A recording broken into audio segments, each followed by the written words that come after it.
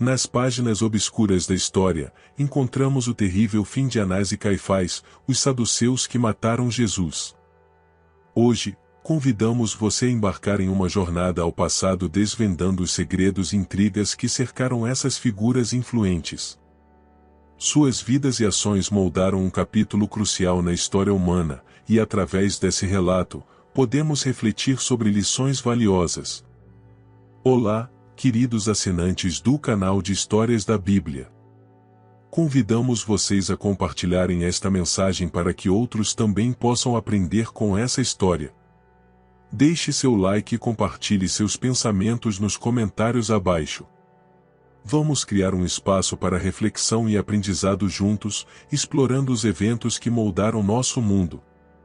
Anás foi nomeado sumo sacerdote entre os anos 6 e 15 d.C. pelo governador romano Quirino, até que o procurador romano Valério Grato o destituiu do cargo e posteriormente o concedeu a seu genro Caifás.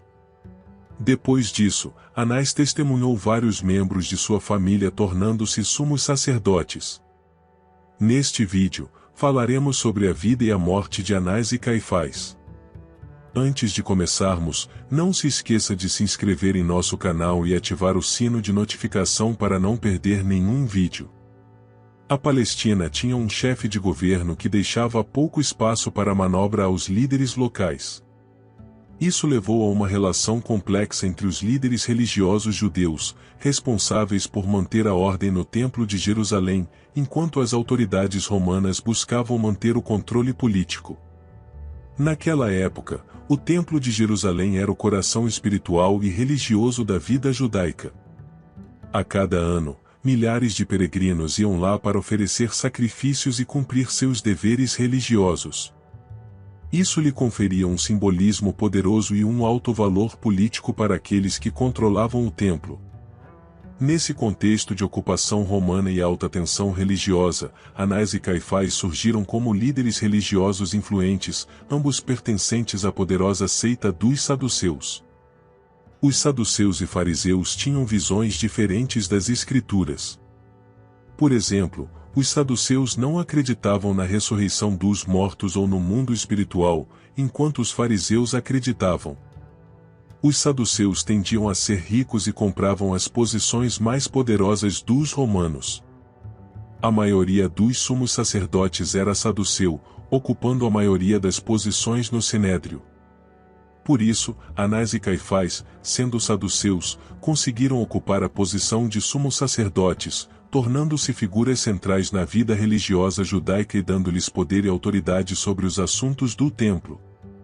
A relação entre líderes religiosos judeus e romanos era complexa e muitas vezes tensa.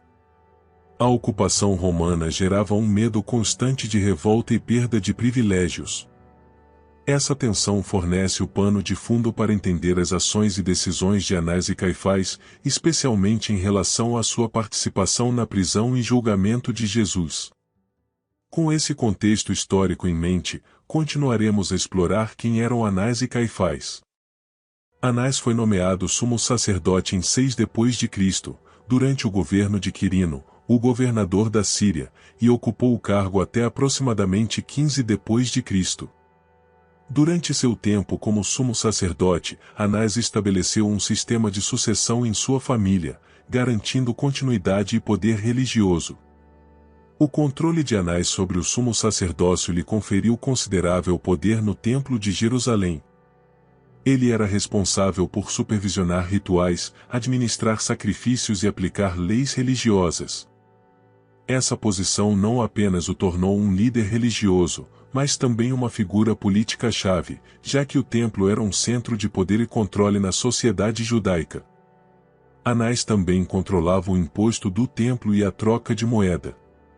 Em Lucas 19h45, vemos que Jesus os expulsou do templo, acusando-os de transformá-lo em um covil de ladrões, profanando a religião. O negócio de vendedores de animais e agiotas no templo era o mais lucrativo da cidade.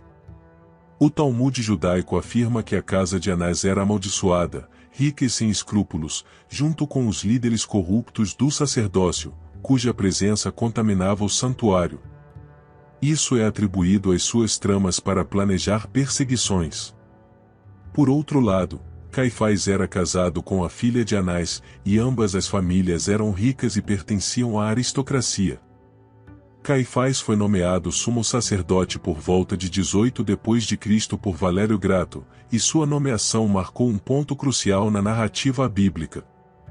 Assim como seu sogro Anás, Caifás assumiu um papel de liderança no Templo de Jerusalém e na comunidade judaica em geral. Sua relação com Anás é interessante e significativa, mesmo que Anás não ocupasse mais a posição de sumo sacerdote na época. Ao se casar com a filha de Anás, Caifás tornou-se parte de uma dinastia sacerdotal que mantinha considerável controle sobre assuntos religiosos e políticos na Judéia. Uma das frases famosas de Caifás na narrativa bíblica ocorreu após Jesus ressuscitar Lázaro. A notícia de que Jesus havia ressuscitado Lázaro chegou ao conselho, e durante o conselho, Caifás fez a famosa pergunta encontrada no Evangelho de João 11h49:50. Vocês não sabem nada, nem consideram que é conveniente para nós que um homem morra pelo povo e não que a nação toda pereça. Esta declaração de Caifás referia-se à crença de que a morte de Jesus impediria uma revolta e protegeria os interesses da liderança religiosa judaica. Sua declaração foi como uma profecia de que Jesus morreria por toda a nação e não apenas pela nação, mas também para reunir em um os filhos de Deus que estavam dispersos. A história bíblica narra que após a declaração de Caifás, todos no conselho concordaram em matar Jesus.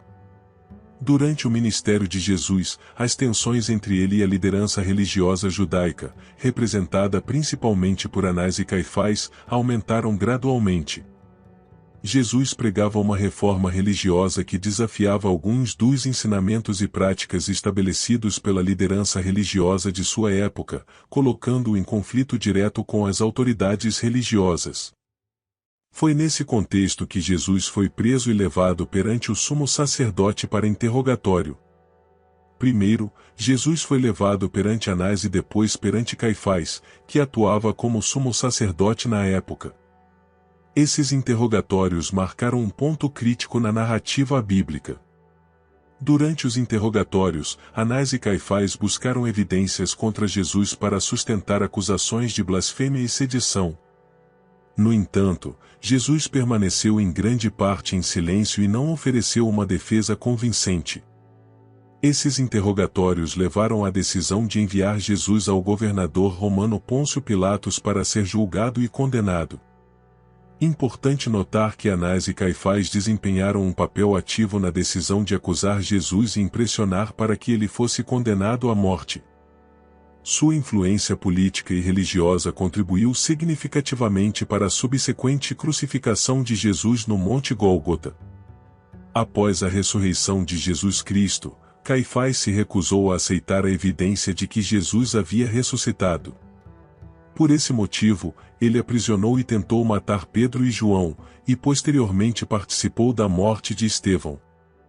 Caifás também autorizou Saulo a prender qualquer cristão que encontrasse em Damasco.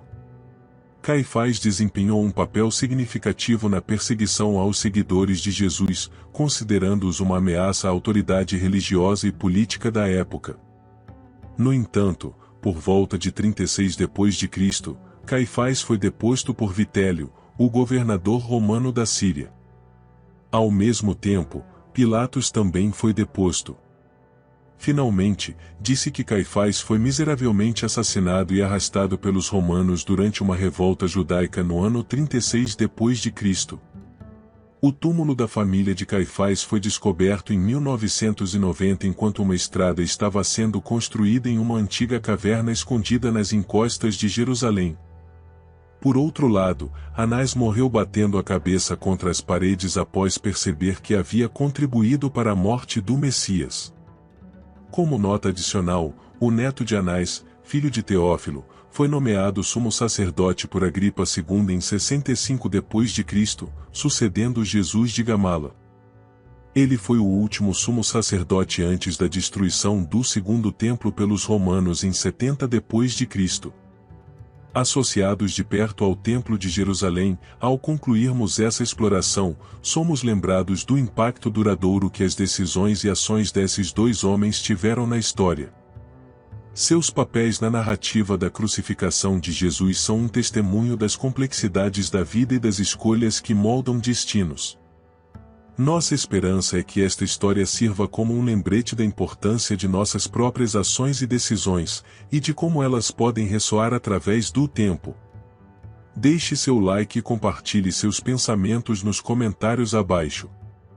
Vamos criar um espaço para reflexão e aprendizado juntos, explorando os eventos que moldaram nosso mundo. Até a próxima!